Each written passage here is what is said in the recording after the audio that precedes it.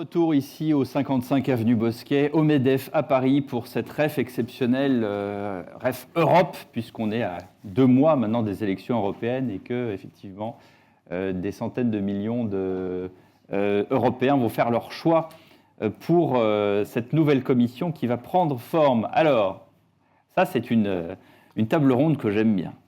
J'aime bien parce que l'Europe est présentée comme le machin. Je ne vais pas vous refaire Charles de Gaulle qui...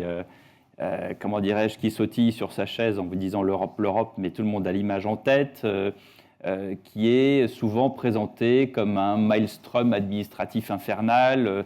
Quelques-uns d'entre nous ici savent comment fonctionne un processus législatif au Parlement européen. C'est assez compliqué, on va en parler avec Michel Deverdey, le président de Confrontation Europe, avec Fabrice Le Sachet, vice-président du MEDEF, et Agnès Verdier-Molinier, présidente de l'IFRAP. Agnès, vous qui avez l'habitude de faire les comptes, vous les avez fait d'ailleurs dernièrement pour la France, donc il n'y a pas de raison de les faire pour l'Europe. Cet excès de normes à Bruxelles, quel est votre sentiment ? Alors Pierre, c'est vrai qu'on aime bien quantifier à la Fondation IFRAP, on aime bien donner des chiffres. Et quand vous m'avez demandé quel est le coût des normes européennes, eh bien, je me suis retrouvée dans une situation compliquée parce que finalement, on a très, très peu de chiffres. Et pour préparer cette table ronde, avec mon équipe, on a pas mal phosphoré. Pourquoi ? Parce qu'on a sorti en 2022 une étude pour dire qu'on avait 100 milliards de normes en France, dont à peu près 80 milliards qui pèsent sur les entreprises, donc 80% des normes pesant sur les entreprises françaises, ce qu'on appelle la charge administrative, ce qu'on appelle aussi l'impôt papier, ce qui est quand même absolument gigantesque, puisqu'il faut vous dire que les entreprises de France, elles paient à peu près 330 milliards d'euros de prélèvements obligatoires. Donc, quand on se dit qu'il y a 80 milliards de normes en plus, eh bien, c'est pas une paille. Après, on s'est posé la question, mais quelle est la part de normes européennes dans ces normes qui pèsent sur les entreprises ? Sur ces 80 milliards, nous, on arrive à la conclusion que c'est à peu près 20% qui vient de l'Union européenne et des directives européennes. Alors, pourquoi ? Parce qu'il y a eu des chiffres qui sont sortis il y a quelques années. Alors, le problème, c'est que rien n'est vraiment expliqué, rien n'est vraiment sourcé. Les chiffrages sont très complexes.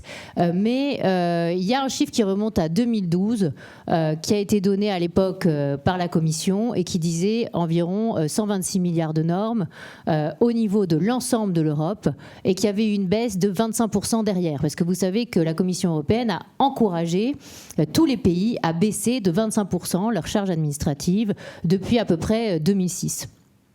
Et là-dessus, ils ont fait une baisse de, soi-disant, du poids des normes pour arriver environ à 91 milliards. Donc nous, on subodore qu'on a en ce moment environ 120 milliards de normes au niveau de l'Union qui pèsent sur l'ensemble des pays, et que vraisemblablement sur la France, ce serait une partie qui correspond à peu près au PIB français, mais c'est compliqué de quantifier tout ça, c'est très compliqué, de l'ordre de 16 milliards qui pèseraient sur les entreprises. Mais ce que je voulais vous dire surtout, c'est qu'en fait, on est complètement dans le brouillard par rapport à toutes ces questions. Et c'est à la fois la responsabilité de l'Union, mais aussi la responsabilité de la France. Pourquoi ? Parce qu'en 2006, justement, on a commencé à s'intéresser à cette question de la charge administrative qui pèse sur les entreprises, sur les ménages et sur les collectivités. On a commencé à travailler dans tous les pays européens sur ces questions, cette histoire de 25% de baisse de normes. Les Pays-Bas, la Belgique, l'Allemagne se sont lancés là-dedans de manière très méthodique, très professionnelle, avec vraiment la constitution, par exemple pour les Allemands, du Normenkontrollrat, qui est une instance qui est totalement indépendante, où il n'y a pas de politique, où il n'y a pas de hauts fonctionnaires, où ils sont vraiment très très détachés de toute la question de la dépense publique de manière personnelle, où ils ont vraiment traqué la norme en permanence. Et ils ont à l'époque évalué que 48 milliards de normes pesaient sur leurs entreprises, ils en ont fait baisser environ 11 milliards de moins, et depuis ils font un travail permanent pour savoir s'il y a plus ou moins de normes, texte après texte, sur les entreprises de leur pays. Ils ont fait un choc de simplification. Oui, mais surtout, ils le font de manière systématique, c'est-à-dire que chaque texte qui est voté, et maintenant ils sont même dans le ex ante. Ça veut dire quoi, le ex ante ? Ça veut dire avant même qu'il y ait un texte européen, que ce soit un texte, n'importe quel texte européen, qui soit finalement décidé au niveau européen, eh bien, à chaque fois, ils sont dans l'évaluation avant même qu'il arrive, pour que les négociateurs de leur pays soient dans une véritable évaluation du coût et dans la tentative, avant même que la norme soit adoptée, de minimiser, de faire baisser ou de supprimer cette norme. Alors, qu'est-ce que nous, on fait en France par rapport à ça ? Eh bien, quasiment rien. Depuis 2013, on a créé le Conseil national de l'évaluation des normes. Ça a été créé d'ailleurs à l'initiative du Sénat dans une proposition de loi et grâce leur soit rendue aux sénateurs sur ce sujet. Mais bizarrement, ils ont oublié les entreprises. J'ai été auditionnée il n'y a pas très longtemps par la délégation sénatoriale aux entreprises. C'était absolument passionnant. Ils ont beaucoup aimé l'étude qu'on avait publiée. Mais quand je leur demande mais comment ça se fait que dans tous les pays, on a commencé par évaluer la norme qui pèse sur les entreprises et ensuite on s'est intéressé aux ménages et aux collectivités, eh bien là, ils répondent bah oui, mais nous, ce qui nous intéressait, c'est vrai qu'au niveau du Sénat, c'est beaucoup d'élus locaux. Et les élus locaux, ils ont envie de savoir comment finalement assumer la norme supplémentaire en France sur les collectivités locales. Donc on a une vraie vision sur les collectivités. Alors, dernièrement, il y a eu le rapport du CNEN qui dit par exemple qu'en 2022, il y a 200% d'augmentation du poids de la norme sur une année à 2,5 milliards, mais sur les entreprises, on n'a rien. Et ça, c'est absolument incongru. Donc qu'est-ce qu'il faut faire ? Il faut permettre au CNEN de s'occuper aussi des entreprises et des ménages. Peut-être créer une autorité administrative indépendante avec une branche qui s'occuperait bien sûr des collectivités, des entreprises et des ménages, donc 3 branches différentes, mais aussi avec l'évaluation de la norme européenne. Et là-dessus, finalement, il y a tout à faire. Rien n'a été fait ces dernières années. On en a très souvent parlé. On parle souvent de simplification. On parle souvent de lutter contre la charge administrative. Mais quand il faut rentrer dans le dur, chiffrer, évaluer, dire ce qu'on va faire, dire de combien on va baisser, eh bien, il n'y a plus personne. Donc, c'est vrai que la norme, on en parle beaucoup. Et il se passe, ces dernières années en France, en tout cas, absolument rien. Les autres pays nous ont largement doublés. Et on a un niveau de charge administrative qui est vraiment beaucoup plus élevé que dans les autres pays. Donc on ne peut pas accuser uniquement l'Europe de cela. C'est avant tout la norme française qui nous pèse dessus. Alors on peut citer plein de choses, la loi climat-résilience, les ZAN, les ZFE, les DPE, tout ce qui s'est passé dernièrement, mais aussi d'autres décisions sur le moteur thermique au niveau européen. Donc ça c'est vrai, sur les 44% d'énergie renouvelable. Non mais on peut citer... Non mais Agnès... Voilà. On applaudit Agnès quand même. Elle a fait des recherches. Vous avez phosphoré avec votre équipe quand même. Bon, alors justement, que disent les entreprises, Fabrice Le Sachet ? Non, mais c'est un débat où il faut qu'on prenne garde à ne pas tomber, nous, dans la caricature. Je m'explique. Ça veut dire quoi ? Ça veut dire qu'Agnès est une caricature ? Pas du tout. Mais je le dis parce que souvent, on peut être résumé à une posture anti-réglementation. Or, les entreprises, les chefs d'entreprise ont besoin de règles, ne serait-ce que pour investir. La question, c'est quelles règles ? On a besoin de règles qui fixent des objectifs de long terme. On a besoin de stabilité. On a besoin, on parlait du marché intérieur, des 430 millions de consommateurs, mais on a besoin de ce marché intérieur. Donc on a bien besoin de règles qui harmonisent. Lorsqu'on exporte, je vois... la Gironde représentée ici, lorsqu'on exporte du vin, on n'a pas envie de refaire son étiquetage quand on traverse une frontière. Donc on a besoin d'avoir des normes qui soient les mêmes. Le problème, c'est qu'on a une avalanche, et c'est ce qu'Agnès décrit très bien, une avalanche de règles qui ne sont pas forcément des aides pour développer nos entreprises, pour développer nos produits, pour les vendre, pour commercer. Et nous, on a fait un travail de quantification, de mesure, très précisément. On l'a fait avec d'ailleurs des experts et le MEDEF, dans le débat public, peut s'enorgueillir d'avoir, quantifié, matérialisé les choses. Entre 2017 et 2022, 5000 pages de texte en plus, 850 nouvelles obligations pour les entreprises. Elles ne sont pas toutes mauvaises. Mais dans ces 850 nouvelles obligations, on a beaucoup de réglementations qui sont problématiques. Il y a la quantité, mais il y a aussi la qualité qui peut poser problème. Je prends un exemple très récent. Sur la qualité, devoir de vigilance, adopté très récemment. Alors on dit compromis. Je rappelle quand même qu'il y a 10 États membres qui n'étaient pas d'accord, 31% de la population européenne. je vais aller vite, ce texte transforme les entreprises en agents administratifs, nous oblige à faire en quelque sorte la police des affaires et à savoir ce qui se passe chez les sous-traitants, du sous-traitant, du sous-traitant, du sous-traitant, au fin fond de l'Indonésie. On n'a pas forcément la capacité. Peut-être que des grands groupes peuvent s'équiper, recourir à de l'enquête civile, avoir des cabinets d'avocats qui les aident, mais qui sont aussi coûteux. Je vois Gide au premier rang, qui peuvent être aussi coûteux. Et donc tout le monde n'a pas les moyens. Mettre des règles de conformité, je prends l'exemple de la conformité pour être concret, les banques hollandaises, la conformité, ça leur coûte 1,6 milliard par an. 13 000 personnes qui sont dédiées à ça, et on comprend bien l'objectif légitime, lutter contre le financement du terrorisme, lutter contre le blanchiment d'argent, mais au final, il y a 30 cas criminels qui sont poursuivis. Donc est-ce que il n'y a pas une disproportion de moyens alloués par rapport à l'objectif poursuivi? Et donc, c'est l'impact de la réglementation qui peut poser problème. J'ajoute que les quelques 200 textes en parallèle et ce fameux pacte vert sont tous assortis d'obligations de reporting. C'est-à-dire, lorsque le législateur, finalement, fabrique cette loi, cette norme européenne, il dit sur chaque texte, c'est les entreprises qui vont nous dire comment ça se passe. Et vous avez un effet cumulatif qui est extrêmement important. Je crois qu'en Belgique, ils ont quantifié le coût du reporting lié à la réglementation européenne transposée chez eux ou qui s'applique directement. Et c'était à peu près 5 milliards pour les PME belges par an. Mais encore une fois, un des risques majeurs, c'est de se couper des pays émergents, de couper les relations d'affaires. Et on voit bien que l'Europe, qui est une grande puissance exportatrice, aujourd'hui est en difficulté. Nos voisins également, qui avaient un solde positif, nous un peu moins, mais bon, c'est une réalité européenne. Et donc il faut avoir dans tout ça peut-être un peu de discernement, et donc de savoir jusqu'où on peut aller. Et donc cette réglementation, ce qui nous intéresse, c'est de voir qualitativement aussi ce qu'elle peut apporter. Et j'ajoute que le point d'impact, pour en terminer, de certaines réglementations comme CSRD ne sont pas encore dans les entreprises.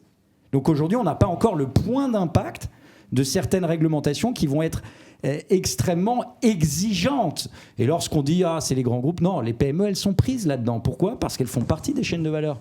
Les grands groupes se retournent vers elles et disent dis-moi, tu vas me passer cette information, etc.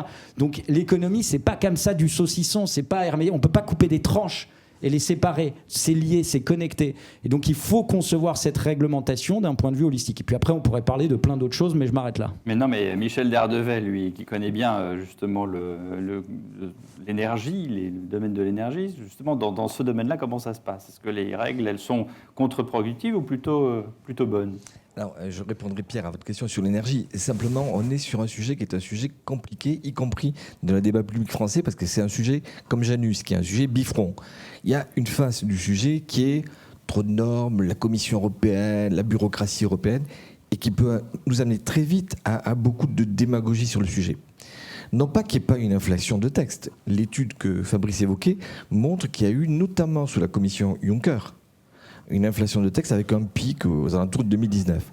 Force est de constater que le bilan de la Commission actuelle est un bilan en légère diminution, même s'il y a eu une inflation de texte. Mais la Commission elle-même fait son travail.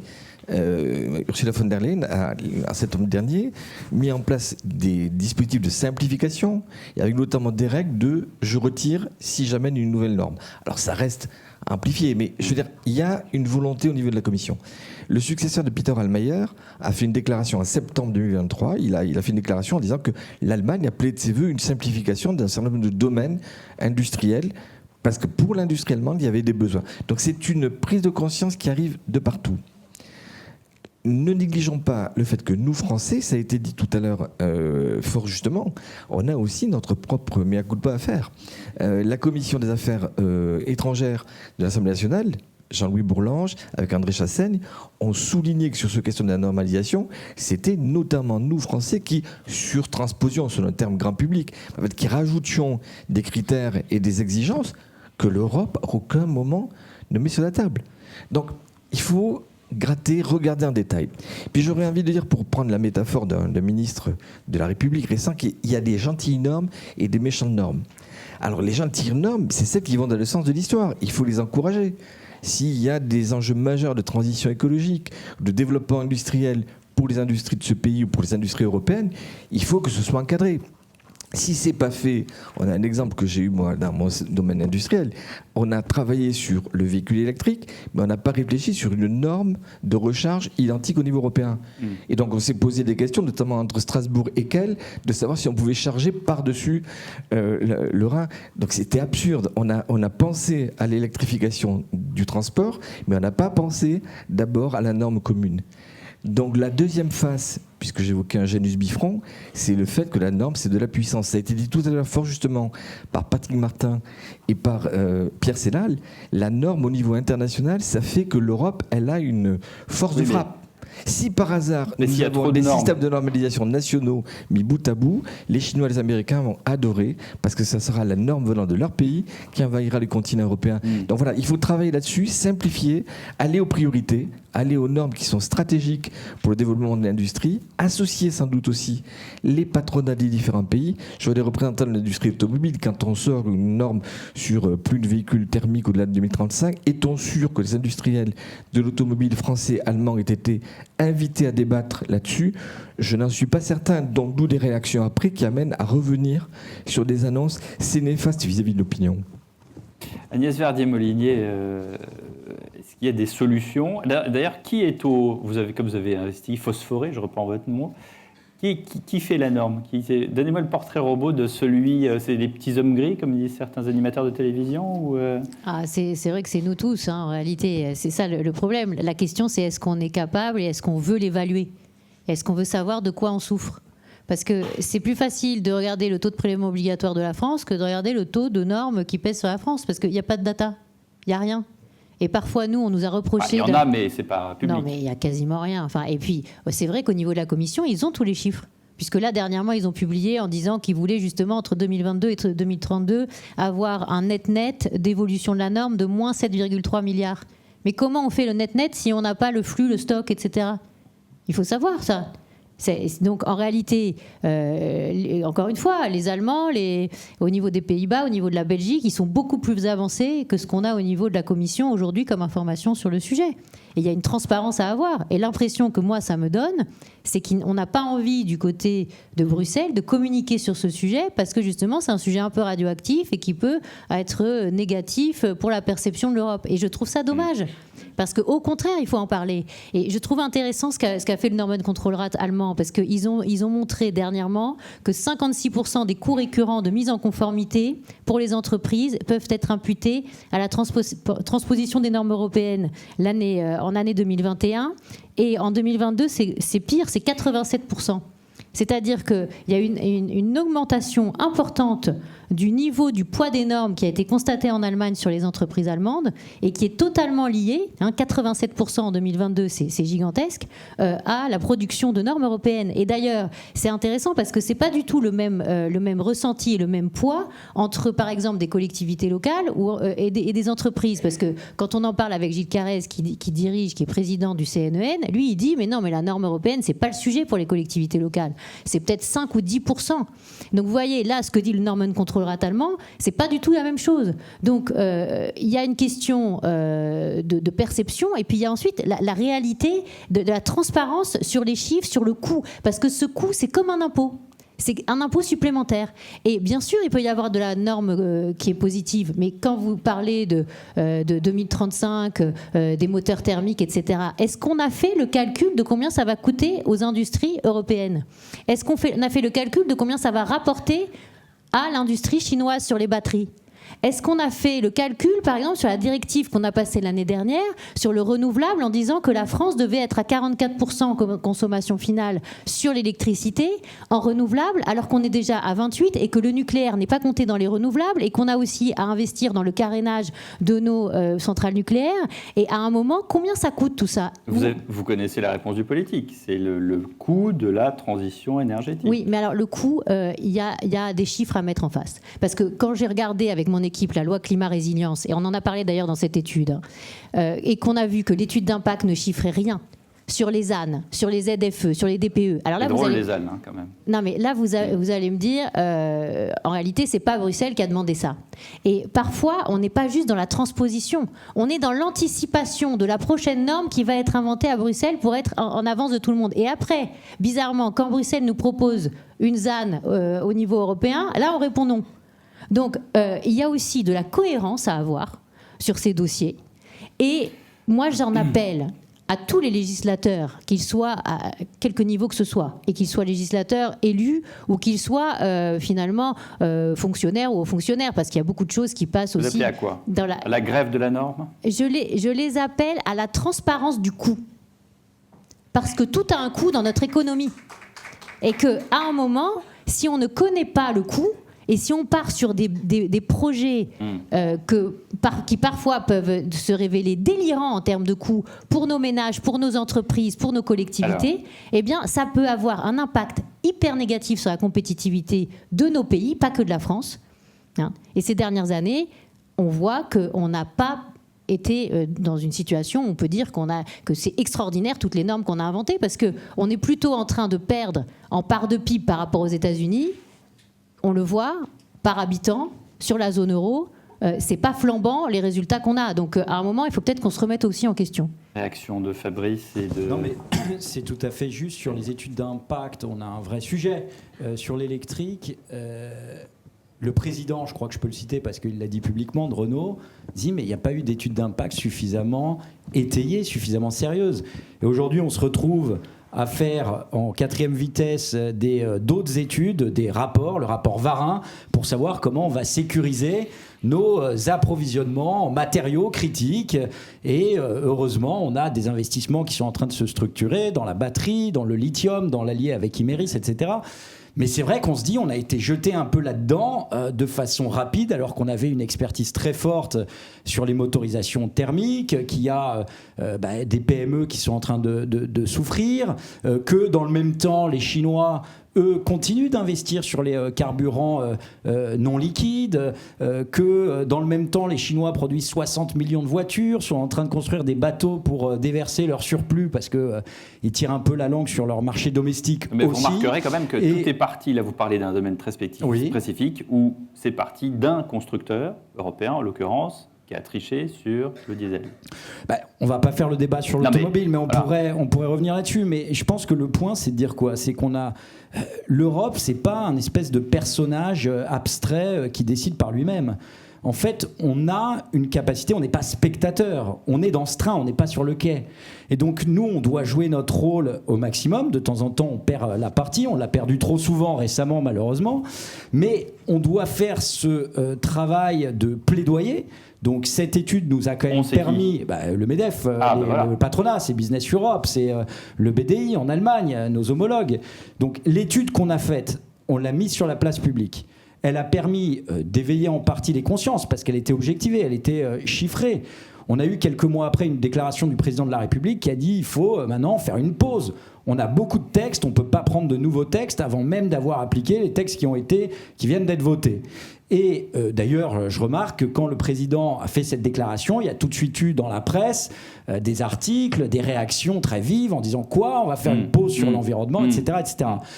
Néanmoins, ce travail avec nos homologues a commencé à payer puisque le chancelier Scholz, avec le président Macron, ont saisi la commission de ça. La présidente de la commission, Ursula von der Leyen, l'a admis qu'il y avait un problème. Au moins, déjà, on sait qu'il y a un problème. Et a annoncé qu'il y aurait moins 25% d'obligation de reporting. La difficulté, c'est que cette annonce, elle était il y a 1 an. Ouais. 1 an après, il n'y a pas grand-chose. Et donc, nous, on nous demande de faire du reporting tout le temps, matin, midi et soir. Donc, ce qu'on aimerait bien, c'est que la Commission fasse un peu, elle, de reporting par rapport aux annonces qu'elle fait sur cette charge réglementaire. Et donc là, c'est à nous, patronat, de suivre les choses. C'est pour ça qu'on s'engage pleinement dans cette bataille. Mais je vois Business Europe qui est représenté ici.